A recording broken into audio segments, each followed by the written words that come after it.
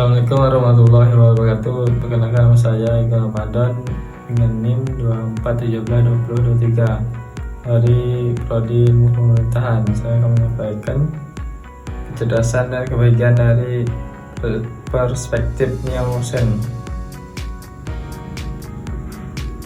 Dalam dunia modern yang penuh tantangan, manusia terus mencapai kebahagiaan dan meningkatkan kecerdasan mereka untuk mencapai kehidupan yang lebih bermakna. Nielsen sebagai bidang ilmu yang mempelajari sistem saraf menawarkan wawasan mendalam mengenai hubungan antara kecerdasan dan kebahagiaan. Dr. Roslan Yusni Hasan atau lebih dikenal sebagai Ryu Hasan, seorang ahli Nielsen, menjelaskan bagaimana otak manusia bekerja dalam mengolah emosi dan berpikir rasional dan menemukan kebahagiaan sejati.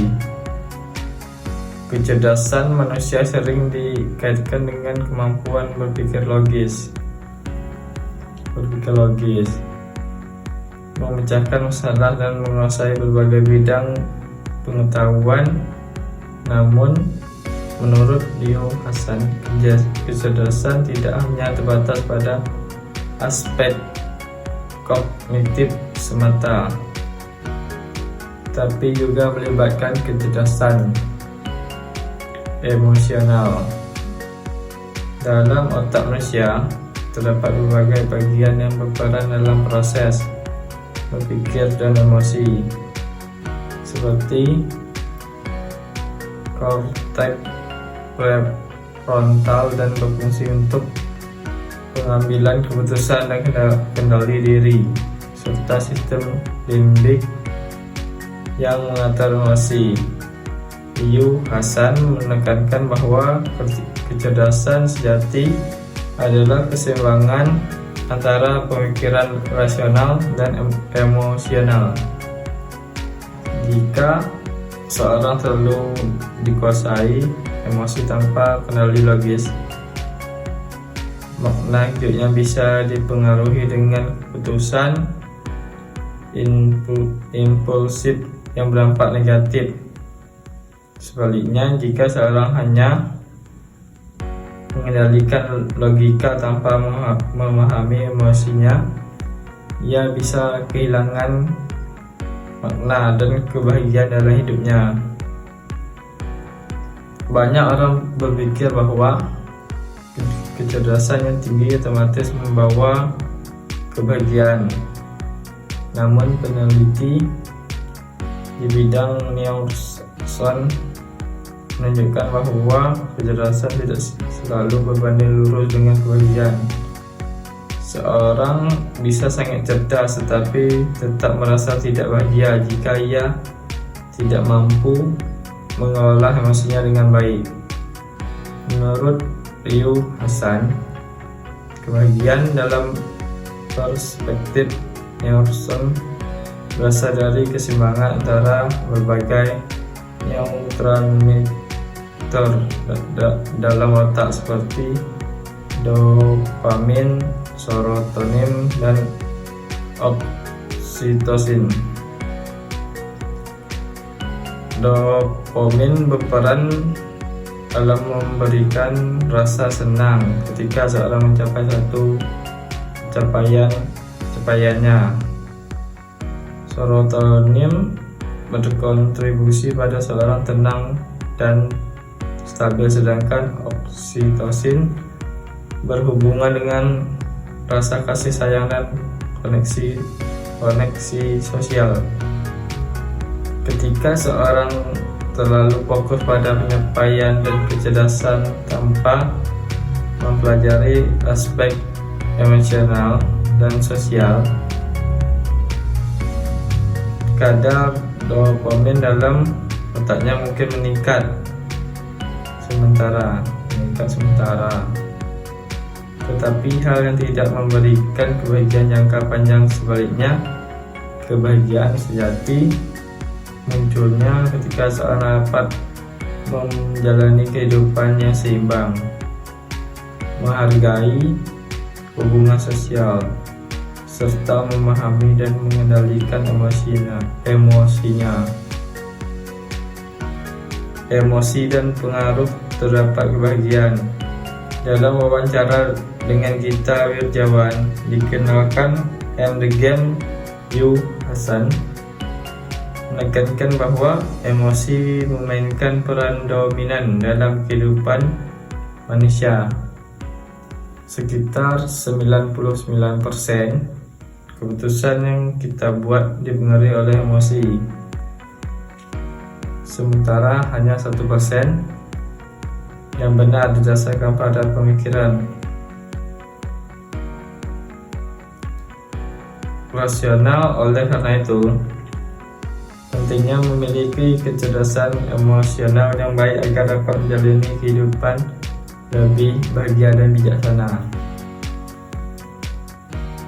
Ketidakmampuan mengendalikan emosi dan dapat menyebabkan seorang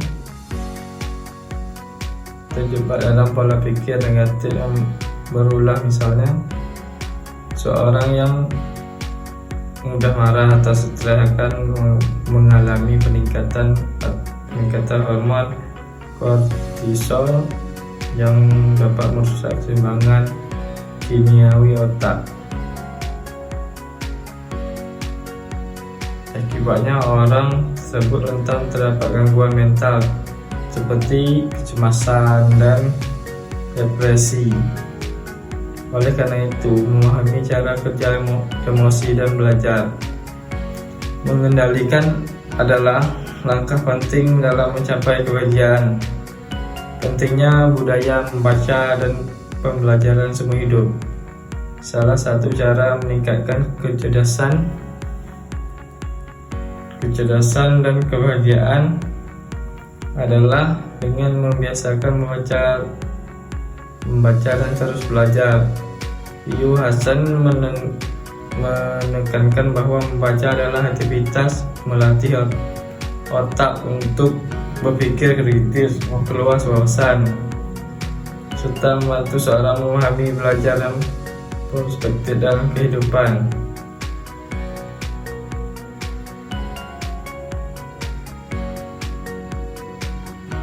Dengan membaca, seorang dapat meningkatkan fleksibilitas kognitifnya, yaitu kemampuan untuk menyesuaikan diri dengan informasi baru dan memahami berbagai sudut pandang. Hal ini dapat membantu seorang dalam mengambil keputusan yang lebih baik dengan mengadakan tantangan hidup dengan lebih tenang. Selain itu, pembelajaran seumur hidup juga berperan penting dalam menjaga kesehatan otak. Otak yang terus digunakan untuk berpikir dan belajar cenderung lebih sehat dan lebih lambat mengalami penuaan. Dengan demikian, seorang yang terus belajar akan lebih mampu menyesuaikan dengan perubahan zaman dan tetap merasa bahagia karena terus menemukan makna dalam hidupnya.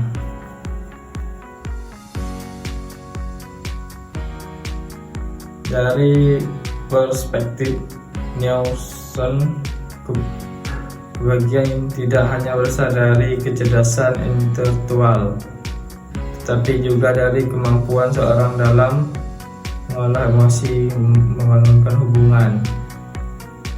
hubungan sosial yang sehat. Otak manusia dirancang untuk mencari keseimbangan antara rasionalitas dan emosi, serta mengendalikan berbagai neurotransmitter untuk menciptakan perasaan bahagia. Untuk mencapaikan kebahagiaan yang berkelanjutan, seorang memahami cara kerja otaknya, meningkatkan kecerdasan emosinya, dan mengembangkan kebiasaan positif seperti membaca dan belajar. sepanjang hidup. Dengan demikian kehidupannya lebih seimbang, makna dan bahagia dapat terwujud.